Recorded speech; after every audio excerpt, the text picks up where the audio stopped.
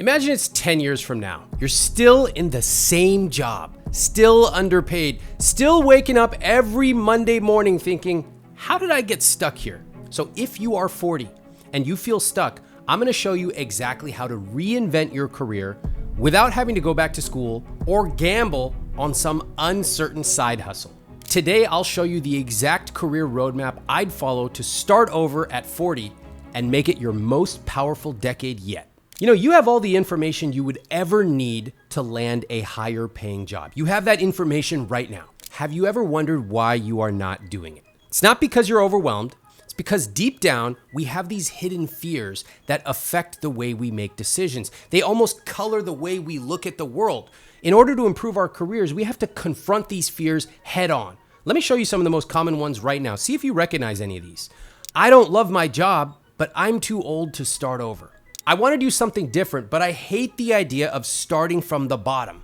I hate my job, but at least I have one. Let's reframe all of these fears. They're very normal to feel, but you are not starting from scratch. You have experience. Everything you've done in your career up until this point can help you, even if you are looking to pivot to a totally different career. You're not throwing everything out the window. So let's face your fears. Write down those 3 biggest fears stopping you. Sometimes there is power in getting them out of your head and on paper. And then next to each one, write the worst case scenario, and then what you would do if it happened. You'll realize that most of your fears are not fatal. They're actually fixable. For example, if I switch careers, I'm going to have to start at the bottom. If I start at the bottom, I'm not going to make enough money. I'm going to lose my house. I'm going to end up in a van by the river. Okay, what is the solution? I'm only going to look for jobs that compensate me at least enough that I can afford my lifestyle. When you look at your career, you can think of it in 3 main seasons. Growth. This is where you maximize income, build your skills, and climb fast. You're young, maybe 20s or 30s, you're getting started, you're gaining momentum. Let's call this spring. Lifestyle is where you prioritize flexibility, family, balance. In this case, you might be a little further down the line, maybe your 30s or 40s. You've built up some expertise. You're starting to reap some of the rewards. We can think of this like summer. And reinvention, you're ready for a change, a new industry, role, or lifestyle. If you're getting to your 40s and you're feeling that nagging sense of, is this it? No, that doesn't mean you're in winter. I think it means you're ready for a second spring. Be really honest. If your honest answer is that you are in the reinvention season, perfect. That actually will help you be selective about the type of jobs that you're going to pursue. Don't worry if you haven't found your passion yet. Sometimes you actually find passion by getting really good at something, getting respected, and getting paid well for it. Remember, passion follows competence, not the other way around. So instead of chasing some fantasy dream job, start to ask yourself questions like this. What problems do I love solving? What kind of people do I want to work with? What kind of lifestyle do I want now and 3 years from now? The question is not automatically, should I go to grad school? That is a tiny detail. Maybe you should, maybe you shouldn't. What I'm asking you to do is to actually open up the aperture of the questions you are asking. Notice that the questions are positive, not negative. I didn't say, what type of people do I hate working around? I don't really care what you don't like. People who are stuck love to talk about what they don't like. I want to know what you do like. What kind of job, what kind of role, what kind of problems, what kind of people, what kind of compensation? We want to talk about those questions. And I'm going to show you through this video how to make better decisions to get clarity and to find that next chapter of your life. This is the same tool that top performers at companies like Facebook and Google use when they are deciding what they want to do in their careers. And I'm going to show you that in the next step. When people think they need another degree to get ahead, what they are really doing is delegating their career to a college. It's like, if I spend 2 years and $100,000, I'm gonna get a stamp that somebody will put on my resume and that will somehow magically help me. Honestly, that's intellectually lazy. You're being lazy if that is the level of rigor that you apply to one of the biggest financial decisions of your life. Let me ask you, do the companies you wanna work for actually care? Do the hiring managers value having a graduate degree? Have you actually talked to them? No, you don't know. You're sitting at your computer, freaking day-old bagel. You got cream cheese on the side of your mouth. Oh, I need grad school. No, you don't. Maybe, maybe not. But maybe you got to do some research before you drop $100K on a degree you never even asked about. I'm speaking as somebody who actually got a graduate degree. But I did my homework. All right, listen. For most people, just going to university for graduate school and then magically hoping that jobs will fall out of the sky, that's not how it works, okay? You need to learn a few new skills. Skill number one is you need to learn how to subscribe to my YouTube channel so you can keep getting videos like this. The next skill you need to learn is better positioning. You need to learn how to talk about yourself better. Let me ask you a question right now. I'm gonna ask you this question like I'm an interviewer. I want you to pause this video and answer. Tell me about yourself. Hit that pause button, give me an answer in 15 seconds. Okay, you're back. You didn't pause. You can't even follow directions. That's why you're not landing jobs. But in addition to that, if you had answered that question, it would have been horrible. Oh, I was born under a palm tree. I really like pineapple pizza. Your pizza taste sucks. And also, why do I care about where you were born? Tell me an answer that will help me give you a job offer. You need to learn how to talk about yourself better. Here's how you do it. What are the problems that you solve better than anybody else? That might be your edge. And you should make sure that your edge is clear to hiring managers, anyone looking at your resume, and interviewers. Now, I don't want generic answers like, I'm a team player. Yeah, I breathe oxygen too. Instead, try something like this. In my last role, I collaborated cross-functionally with marketing, design, and engineering teams to launch Product X 2 weeks ahead of schedule. Instead of 20 years of experience in operations, which is boring, say something like this. I've led multiple teams through chaotic growth, taking them from disorganized to operationally world-class in 6 months with key people put in place. You see the difference? We're getting specific and moving beyond buzzwords. If these phrases seem really academic and full of jargon to you, that's okay. You're gonna learn the language of how to represent yourself in a way that lands you top-tier jobs. This is the difference between being overlooked and getting the interview. Oh, and one last thing. A lot of people watching this right now, oh, Ramit, this is so weird. I don't talk like you. I don't talk like that. Sometimes we have what author Marshall Goldsmith calls the excessive need to be me. If you constantly tell yourself, I can't do that because it feels weird, you know what I think is weird? Being in your 40s, not having a job you love, not being willing to learn any new skills to land jobs that could pay you more, get you respected, and make you love what you do every day. Let's define your edge. Write down a sentence defining your edge, the thing that you are better at solving than anybody else. Don't worry about being humble. I actually want you to brag. If you have 3 sentences, write those down too. Damn, what am I good at? Ramit Sethi is good at talking into an empty camera for months and even years, yelling at people, ranting at them, eviscerating racists on Twitter. None of this sounds like it's actually gonna land me a job. Well, I guess that's why I became my own boss. Anyway, write these freaking sentences down and hang on to it because we're gonna use them in just a minute. Don't think you're gonna go find the best jobs on some random website? That's like me thinking I'm gonna find the best cuisine at Chili's. Never gonna happen. The best jobs are not posted online. In fact, the higher up you go, the less likely you will find the perfect job on Indeed or LinkedIn. There is something I call the shadow market. And these are where some of the world's best jobs are posted. A lot of these jobs come from referrals, conversations, reputations. And this is where that network that everybody talks about can actually be a huge asset to you. Let me tell you a couple of mistakes people make about a network. Number one, people think I don't have a network. I didn't go to a fancy college. That's wrong. Second, they go, in America, it's not about what you know, it's who you know. Yeah, so you better start to know some people. And 3, they wait until they need a job to start sending emails to people they haven't talked to in 13 years. That's not how it works. You shouldn't be networking the moment you want to switch jobs. You should be building connections now so that you can help them and hopefully they can help you. Here's what I want you to do. I want you to make a list of 10 people in your network that you respect. Don't ask them for a job. Just reach out and say, hey, I'm looking to make a shift in my career. Can I get your perspective on how I am positioning myself? Now, I gotta tell you, people love to help when you are clear, concise, and respectful of their time.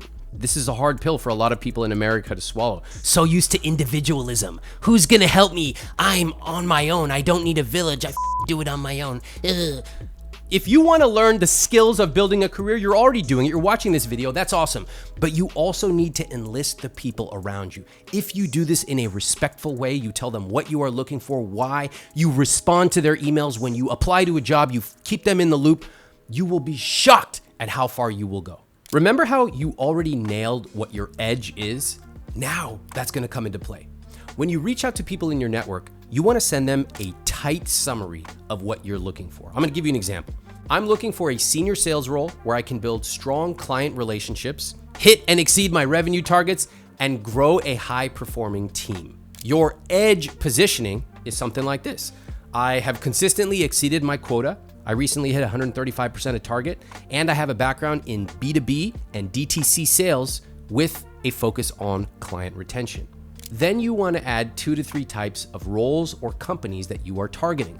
You might say something like, I'm focused on roles like account executive, sales manager, or strategic partnerships lead at growth stage startups, SaaS companies, or consumer brands that are obsessed with customers. And a short, clear ask.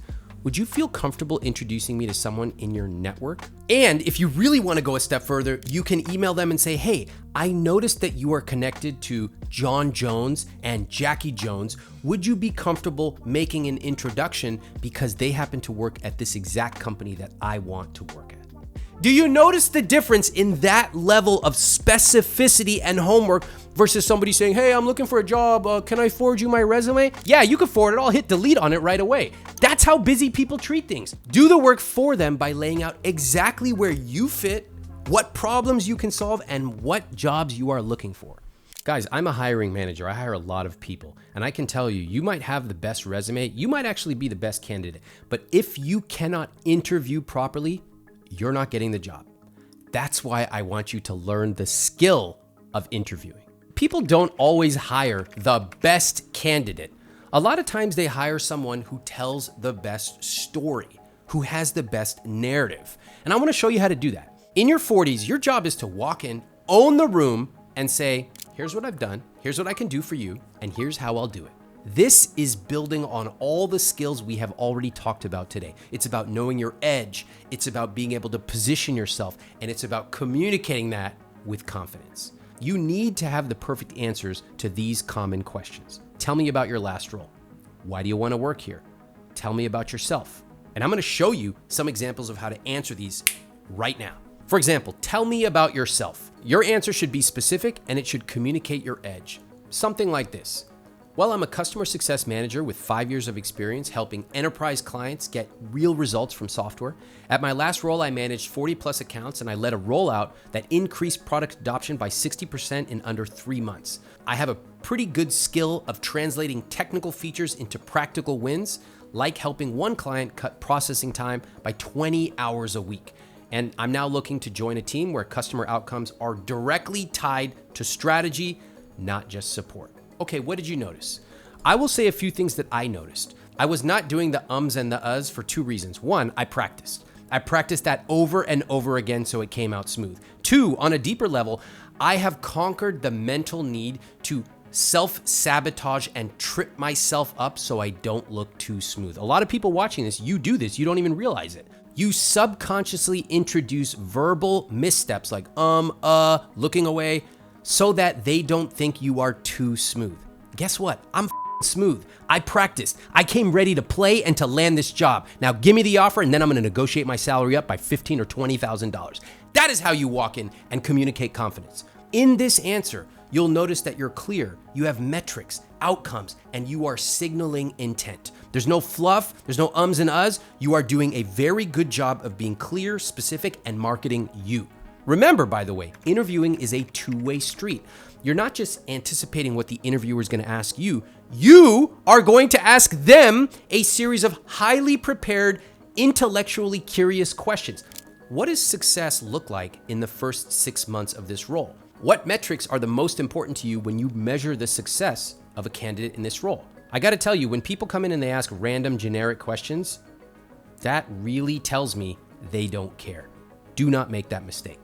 Practice the 3 most important interview stories: a time you solved a big problem, a time you led through uncertainty, and a time you failed and what you learned. Doesn't matter if you're a senior sales manager or you are a barista, you can answer these questions. And don't wing it. I want you to take a camera and film yourself. A lot of you think you look like James Bond. You look like freaking Quasimodo when you answer these interview questions. Script it, rehearse it, own it. That is how you land the job. What do you all want me to give you a big old hug right now? Oh, you're worth it. Oh, come here, have a cookie. That's not gonna happen on this YouTube video, on my channel, or in my entire business. I will show you how to land massive raises, massive jobs, live a rich life. You want that? You want the honest truth? Okay, keep watching. At this point in your life, you cannot afford to play small. Negotiating a $5,000, $10,000, $15,000 raise is worth hundreds of thousands of dollars over your career. I wanna show you how to do this using something I call the briefcase technique. Number one, research what people in your role make. You can go on job boards like Indeed and LinkedIn. You can look at salary ranges. You can go on salary.com. Now you are armed with data that you can use to back up your negotiation. Number two, show how you will deliver specific results in the first 90 days. Here's my own 90-day onboarding plan. I already created it.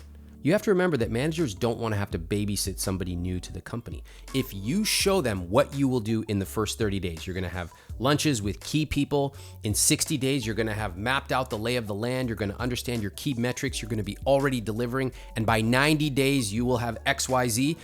They are going to love that. Even if 15% of your document is wrong, they're going to love that you took the initiative.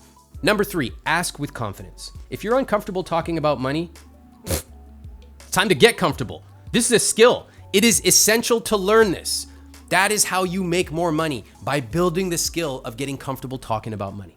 Fast forward 10 depressing years. Your joints don't even work anymore. You're still sitting mindlessly clicking on YouTube, and you have a faint recollection of this guy, Ramit Sethi, who once told you the specific strategies to use to dramatically improve your career. But what did you say back then, 10 years ago? Oh, that's impractical. Ramit is only talking about all these words. I could never do that. I'm just a simple person. You didn't make the change. You didn't take the risk. And now it's even harder. It is harder to change the older you get.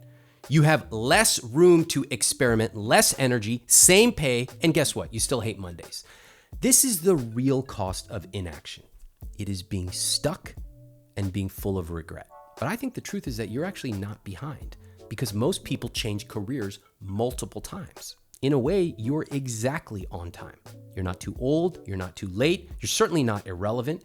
You are simply in a new season. And now you have the system to match. If you are serious about turning your career around fast, watch this video next.